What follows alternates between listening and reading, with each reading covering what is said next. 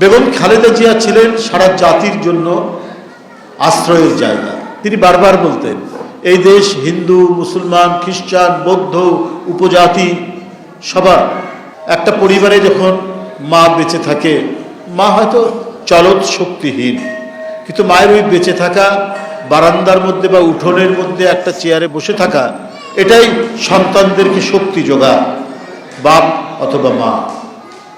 বেগম খালেদা জিয়া ছিলেন সারা জাতির জন্য আশ্রয়ের জায়গা। এই জন্যই যে মানুষটি দেশের মানুষকে ছেড়ে দিয়ে হুমকির মুখেও দেশ ছাড়েননি, তিনি তো হতে পারেন সত্যিকারের গোটা জাতির মা, সারা জাতির অভিভাবক। সেটি ছিলেন দেশনেত্রী বেগম খালেদা জিয়া। এটা শুধু আজকে তিনি মারা গেছেন বলে আমরা এই কথাগুলো বলছি তা নয়, এটা একটা বাস্তব সত্য কথা।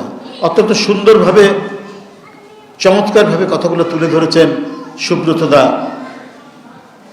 আসলে যে কথাগুলো বলেছেন অত্যন্ত সত্য কথা। অসংখ্য তার বক্তব্য এখন ইউটিউবে বা সামাজিক গণমাধ্যমে ভেসে বেড়াচ্ছে।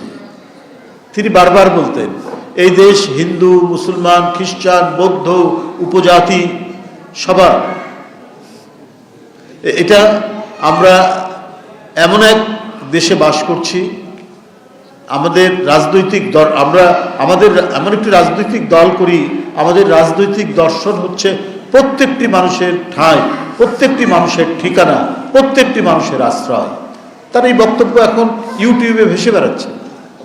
কি অসাধারণ, অসাম্প্রদায়িক একজন নারী।